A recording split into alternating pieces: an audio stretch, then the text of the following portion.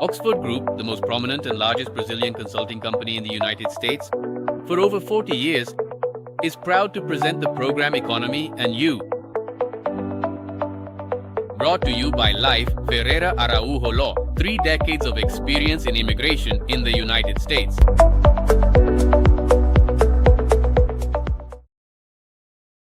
Good evening, dear listeners. Today we return to a topic that is the subject of the moment: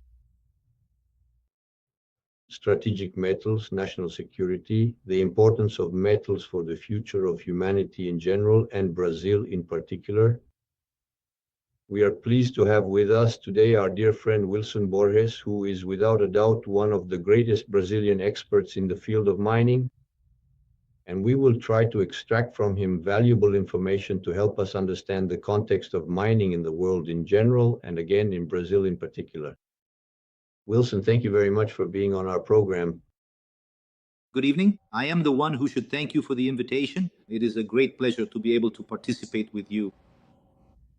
Wilson, Brazil has gained a place on the world stage. Even while depleting its industries, it managed to maintain a commercial and strategic balance in the world through the food sector. Brazil has become, let's say, the world's great food powerhouse. And nowadays it faces some setbacks due to other factors that are not really the focus of our program. But once again, a new light emerges for Brazil, which is the sector mining in general and in particular critical and strategic minerals. In general terms, could you explain what Brazil represents globally in terms of these strategic minerals, specifically regarding the numbers, Wilson? Look, Brazil has a distinctive and remarkable prominence when you compare it to many other nations around the world. Today, for example, we have dominance over niobium. We are the largest producer of niobium.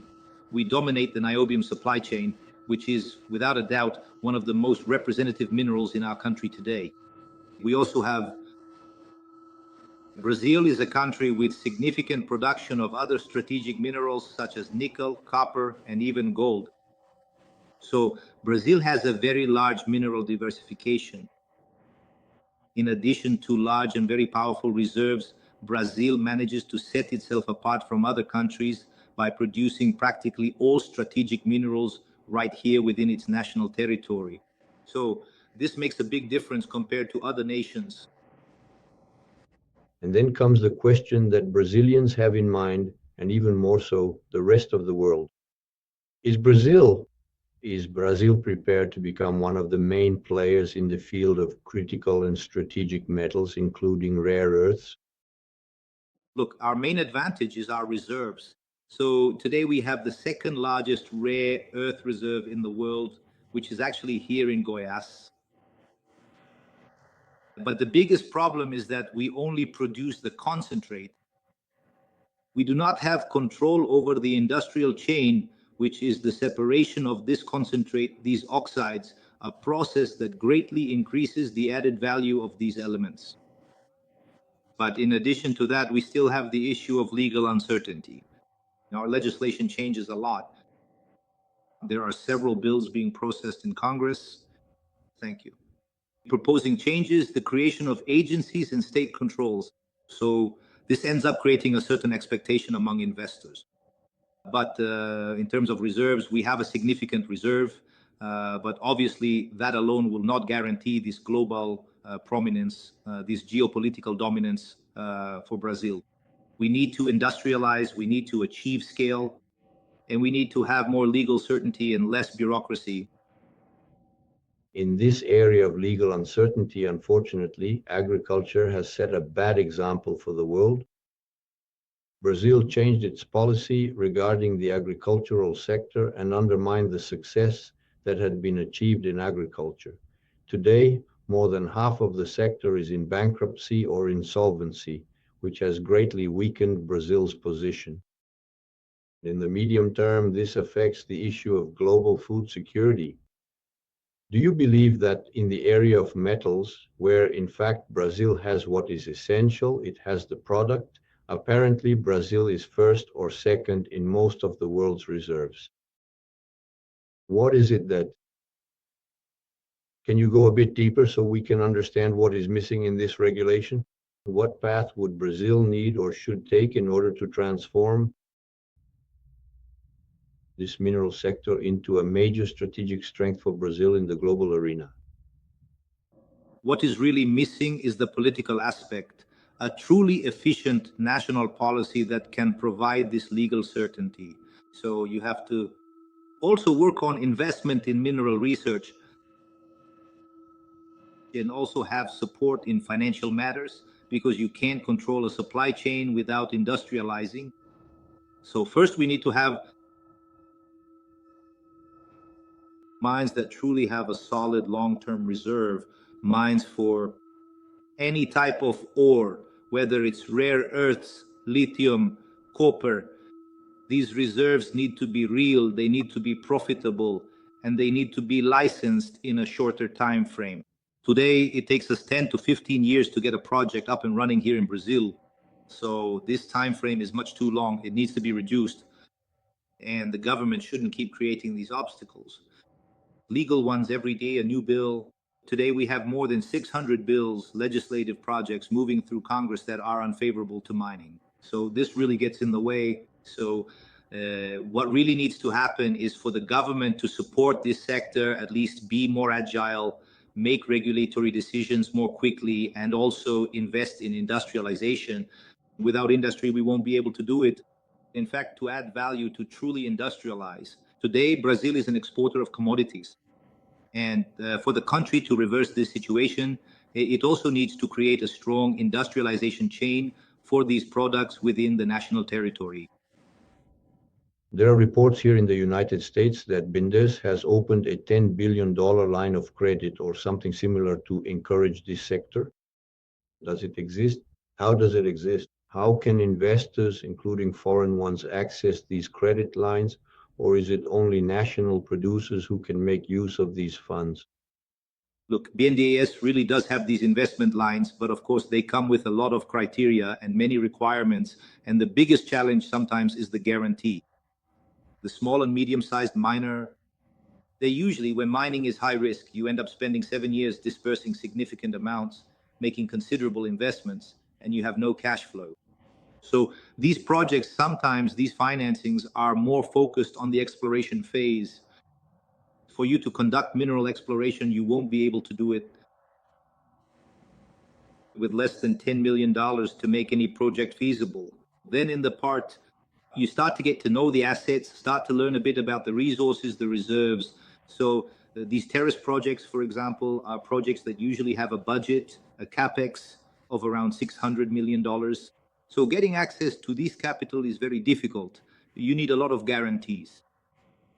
So there is a lot of difficulty. The capital exists, but it comes with many restrictions. For both local and foreign investors, generally in Brazil today, 90% of mining comes from foreign capital, which comes from Canada, the United States, Asia, Europe, and Australia. Perfect. Let's get to the good part. We know what our difficulties are. I even understand that Brazil has several pillars of development. It's a pity that we don't have a national project in Brazil. We have government policies. And if we strategically integrate and consolidate various critical economic sectors, such as mining, agriculture, the reindustrialization of Brazil, which is also deeply related to mining and technological development, we would then have the four essential pillars for any comprehensive national development program.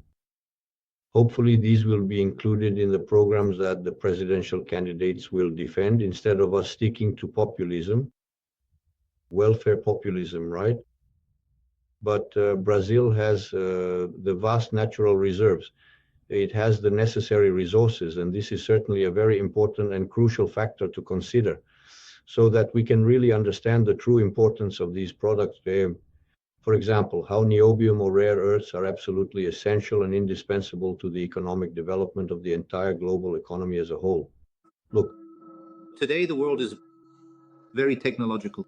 So, for example, let's take a look at niobium. Niobium is a very unique type of metal, a rare mineral that is known for possessing a great deal of structural strength and durability. So it is used a lot nowadays.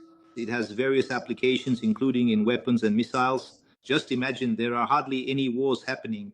So you actually have various applications for advanced space equipment and high performance airplanes.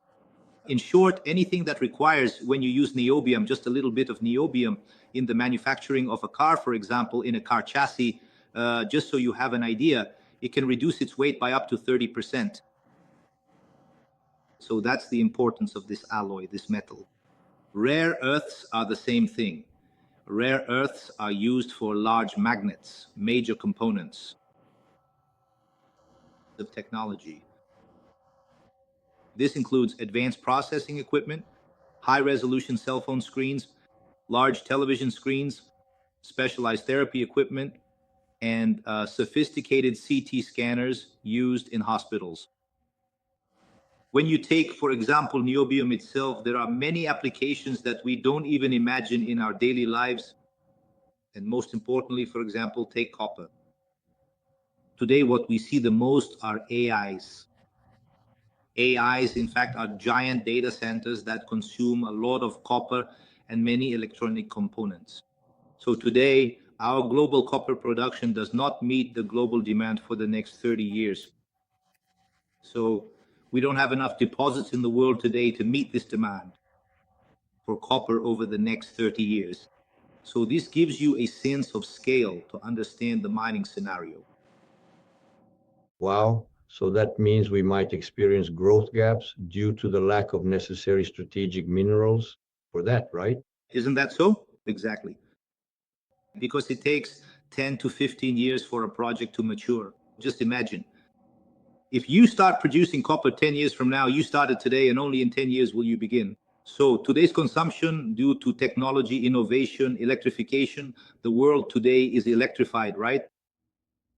So you have mobility, electric cars.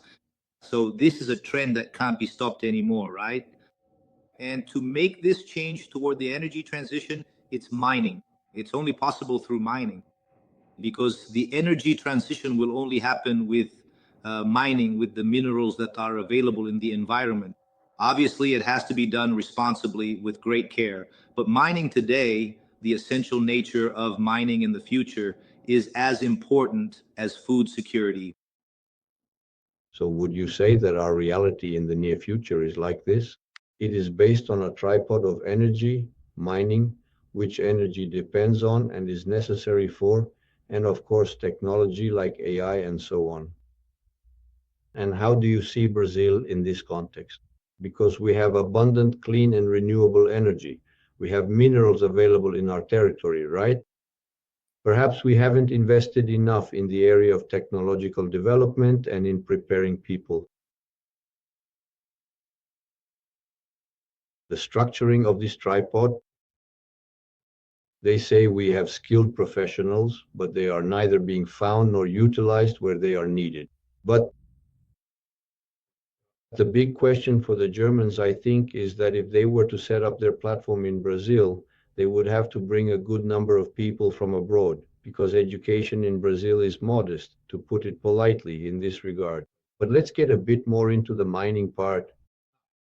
So the mineral resources exist. You have a rationale for what we are going to do in terms of regulatory challenges, in the sense that it could attract the necessary capital, including from abroad, so that we can truly turn mineral resources into a fantastic source of wealth for the country. Well, we have the potential, but you touched on a very important point, which is the issue of knowledge and skilled labor. The nation of China successfully grants and approves over 2 million patents on an annual basis. About 2 million. Brazil approves 20,000 patents. What we do in a year, they do in 3 or 4 days. So that's a huge difference, Carlos. This knowledge because China invested in knowledge, and not just recently. They have been investing in this area of rare earths in mining for more than 40 years and investing billions of dollars. Today, no one leaves. You can't hire an engineer from China. You can't hire a specialist. And we didn't have that capacity to invest. We have good professionals, but still limited within the supply chain. When you look at the production chain, extraction and production, we have excellent professionals. But as you move along the chain, like the separation of these minerals, industrialization, manufacturing of major components, we're still very far behind. We are very far behind. So for us to get there, it's not going to happen just by flipping a switch. It won't be in 2 years or 3 years. This is something that will take at least 10 years. Maybe in 10 years, if everything goes well, we might start to have a share of that expertise. But until then, the situation is very difficult because the government doesn't have this policy. The government doesn't have a well-defined strategy. And you know that today there is a lot of capital, many investors, a lot of money wanting to invest, but legal uncertainty completely blocks this capital. So the first thing that needs to be done is for Brazil to resolve this issue of legal uncertainty, not leaving this uncertainty. I think Delfim Neto used to say that Brazil is the only country where the past is uncertain. So this is Brazil's biggest problem today. The legal uncertainty in our country, even though we have the best mining code, one of the most modern mining codes. But for this rapidly evolving global environment, for this new global trend that involves extraordinarily large financial investments, it has become absolutely essential and necessary for the government to adopt more safer, more transparent policies that encourage, that truly attract and bring in money, and that also invest in development in the technology industry. In this case, we apparently find ourselves in a tight spot because you need money, which the government is short on since the government owes more than it produces. So our fiscal uncertainty has led Brazil to deteriorate the criteria, whatever they may be, for security regarding foreign investments, because the domestic debt, it's a growing snowball. But you also can't bring in capital from abroad because capital feels insecure about coming in. So the national strategy would be based on security, on legal certainty, in such a way that with this, you attract resources from abroad and logically a state that is able to invest and less inclined to spend. Would that be it? Exactly. So what happens today? Recently, there was a bill that was approved. The rapporteur was Congressman Arnaldo Jardim, and it established investment funds for mining, created investment funds for technology, for professional training, and introduced some benefits that didn't exist before, which is a major step forward. But however, it also created a council, the creation of a council that doesn't have clear rules. And it is this council that will decide, for example, how you are going to produce and to whom you are going to sell. And there was even the possibility of creating a state-owned company. Today, for business owners, the government is our biggest partner. Today, it's the major partner that doesn't put in money, doesn't take risks, and now they've created the council. So how are you going to bring in an investor and tell them the following? Now you have a partner, which is the government, and it's the government that will decide from whom you will buy and to whom you will sell. So you won't do it. It's no use. You may have the best reserves, you may have potential, but companies today have governance, they have a whole risk analysis process. So if this, let's say, this institutional sluggishness of the government continues, policies of creating regulations, of being a country, Brazil is a country with a lot of regulations, so this really drives capital away. Capital won't come. It will look for other countries that may have smaller reserves but offer legal security. So Brazil is at a point where it must decide whether it will truly become competitive or if it will continue being just a commodity exporter, as it has always done with other minerals. Now is the time for this change. Regarding resources, Brazil, mining is one of the few activities that has CFEM, which is the financial contribution for mineral extraction. This CFEM amounts to several billion reais per year. that go directly into the federal revenues coffers coming from mining companies. Copper, gold, for example, copper, the company pays 2% of its gross revenue of what it earns. The iron ore rate varies according to the dollar exchange rate, but it can reach up to 4 or 5%. Other minerals are 1%, 3%. There's a table for it, right? So at the end of the day, the federal government collects with TIFIM several billion. And then the CFIM, its purpose is for reinvestment in mining and infrastructure in the supply chain. But today, out of that 100%, 60% stays with the mining municipality. Did you know that? And what does the municipality do with that money? They spend it without any control. They don't have a lot of money. They build a bridge in the city center. Yeah, they spend it, but they don't invest in that mineral potential. So like this, the government itself, which also receives a smaller amount, today it's about 15% actually. It gets 15% plus another 15%, 15% for the union, and another 15% for, there are the affected municipalities, which changed now with the law in the last 2 years. So you have a division of 60% for the municipality, where there is, with the company operating, 60% of this CFM goes to the municipality, 10%, 15% goes to the union, 10% goes to the state, and 15% to the mining municipalities, the municipalities affected in the region. But anyway, it's money that's there, that's available. Why not take this money and say, let's invest in industrialization? This money comes from there, from production. But isn't the municipality required to invest these resources? In the mining sector, can it use them to pay employees to increase the staff? By law, no. But according to the law, strictly speaking, it couldn't, but it does. So you see, from the oversight side, the various courts of accounts and audit institutions do not directly supervise every operation. But today, in the modern landscape, if you look closely, there are large companies and major cities here, for example, in Brazil, that produce huge amounts of data and receive millions in public funding annually, billions of reais from CFM, and they don't have sewage, they don't have a sewage system.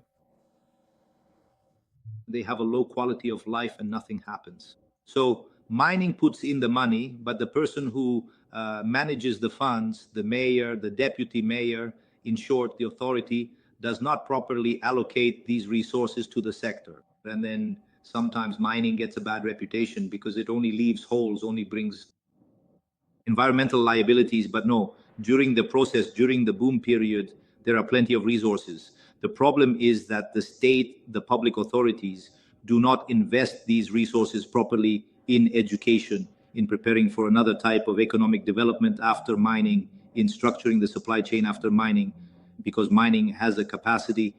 It is the activity that it generates for each job position. In a mine, it generates between 14 and 15 jobs in the supply chain. And its added value today is an activity that has a value 20 times greater than agribusiness per hectare. 20 times. So in this way, it really brings about a very significant transformation. And generally, this transformation happens in remote areas, in regions where you don't have other types of businesses. Mining is not located in major urban centers. It is usually in remote areas where it is difficult to generate jobs. Wilson, I'm going to ask for 15 seconds for our commercial break, and we'll be right back. Perfect. For over 20 years, the Leaf Ferreira de Araujo office has been providing quality services and customized solutions for professionals, entrepreneurs, and investors coming to the United States. We also represent, with excellence, companies employing foreigners on a temporary or permanent basis. We understand that each client's case is unique and requires a specific approach. We maintain clear and objective communication with the client. Get in touch to find out more.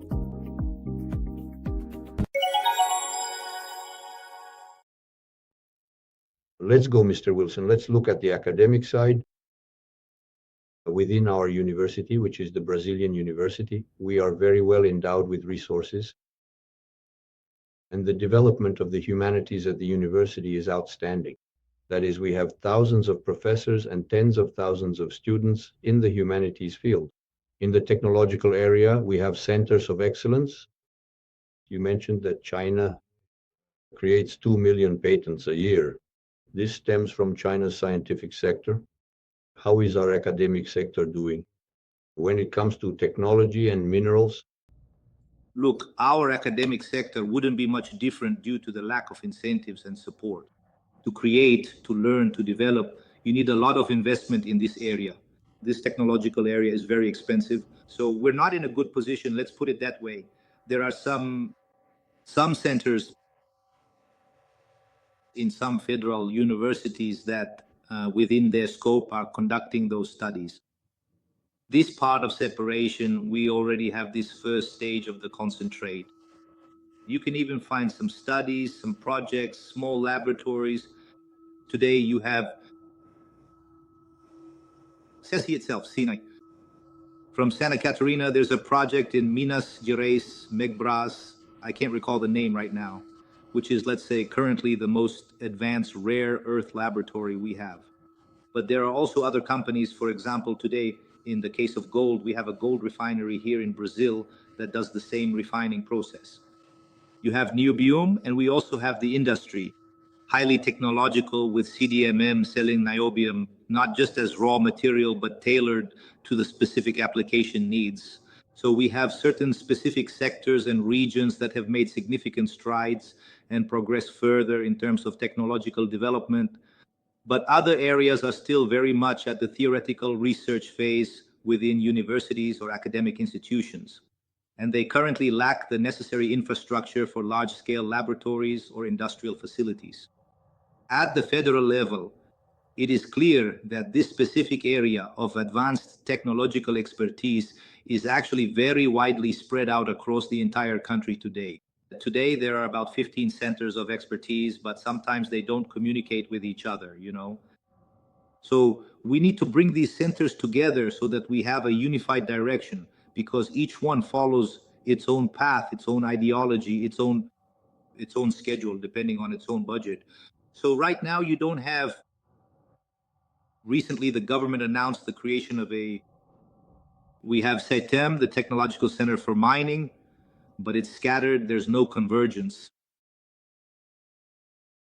perfect. Let's go. They say complaining isn't a solution, so let's try to see from a practical point of view, practical ones. The global community has learned a vital lesson from China that you need to have comprehensive long-term economic planning, which is dependent on a clear strategy and national security. The United States has recently adopted a policy based on this, the economy subordinated to national security strategy, which China, with great competence, did 40 years ago. That's why it became the world's second largest economy. It's moving forward seriously, a very vibrant economy. Brazil is uniquely and exceptionally well positioned, more so than any other nation on the planet, due to its vast geographical territory and its immense natural wealth, to become at least a formidable and influential global superpower, both in terms of international food security and in the critical area of minerals, owing to its unparalleled abundance of strategic resources. In strictly pragmatic and highly practical terms, what specific steps would you personally take if you were officially tasked with the complex responsibility of formulating a comprehensive national strategy to ensure that critical minerals become deeply relevant for both long-term national security and sustainable economic development? What specific foundational measures would you consider to be absolutely fundamental to this process, Wilson, given your extensive expertise in this particular field of study? Look, you have to. It's just like agriculture. Today, Brazil's dominance in protein, in the production of protein and grains, happened because it got organized. Agribusiness got organized. 20 years ago, agribusiness had a bad reputation. Brazil was it was a rudimentary economy 20 years ago. So that changed. So today, it's the same thing with mining. I think that The main thing isn't just one. There are several elements that are indispensable. So the first one, it's really for Brazil to define what the security policy is, to make that definition, because it seems like Brazil, our leaders, they don't understand. There's no point in just having meetings in offices. You have to bring in people who understand the business to discuss what really needs to be done. So today you have to invest in knowledge, in workforce training. Without that, you won't get anywhere. And you also have to invest in the technology park. But for you to invest in the technology park, you also need to create, let's put it this way, master this entire chain. You have to take, for example, I'll give you a car example. Fiat in Minas Gerais in Betim. They went there and developed an entire supply chain. So everyone works, everyone benefits. The guy who makes the rearview mirror, the guy who... So you decided to outsource your operations and you fully verticalized the entire supply chain, just like a company here in Goiás, for example, which is located in Itaberaí, known as Sofrango, the single largest producer of animal protein in all of Brazil. So when you go there, you can see that they verticalized. So there's someone who will receive the chicks, someone who will deliver the feed, someone who will collect the feathers, someone who will... And mining is the same. You have to verticalize. If you don't verticalize, you won't control the supply chain. If you don't control the supply chain, it's no use producing the concentrate, but you don't have an industry here that will separate these elements and move on to the next stage, which is production. I'm going to produce some material, some good, some asset that will have added value. Because today, for example, you produce rare earths here, they go to China, and the big magnets, they come here to WEG, which is the largest motor manufacturer here in Brazil. The ore leaves here, goes to China, gets processed. They sell the magnets, then they come here, buy the magnet, and produce the motor here. I am not entirely certain if that message was communicated clearly enough. No, that is not it. That really is a limiting factor. Here, through our institute, we understand that we urgently need to return to the concept of nation. The nation needs to have a national development program based on security and economic growth. All right, great. The mineral sector, we all see that it could be the great leverage for this because Brazil is poor in resources but rich in potential. In the mineral sector, we have potential. It's there, it's available, we just need to take advantage of it, as you mentioned. So let me see if I understood your message. We need to invest in technology through large technological development centers. We need to invest in the production chain, which is the industrial sector, and in energy generation to support all of this. Because of course this requires energy, right? And in the regulatory part, because without these regulations, you can't even attract resources or produce anything. Is that it? That's exactly it. It's a joint effort done with four hands. For example, Brazil. Today, Brazil has the largest, 80% of our energy matrix is clean. The largest energy matrix in the world. Is Brazil's energy matrix the cleanest in the world? So we have the energy matrix. We have energy, we have agriculture, and we have mining. So we have everything that a large first world country would like to have. We have it, and we can't manage to get out of 9th or 8th place.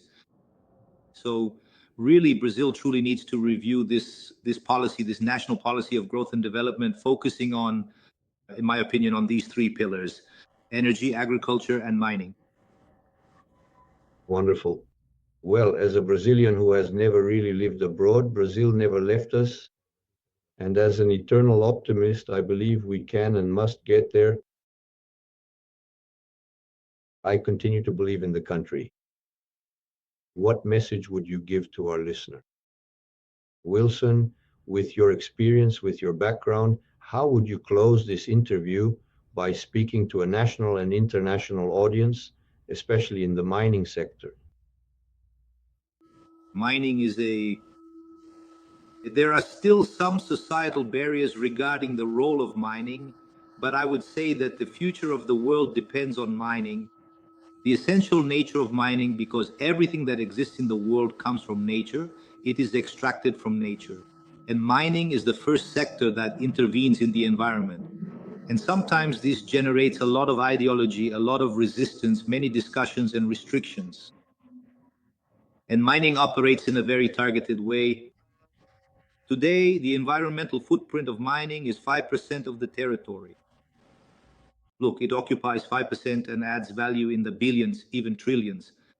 And regardless of the financial aspect, it's a matter of survival. Emerging new technologies, the complex issue of global technological transformation, advanced AIs, major industrial hubs, widespread electrification, and the competitive modern space race. In today's technological world with electric cars, so there's no way for us to move forward with this growth, this development, with climate control, decarbonization, and the energy transition without mining.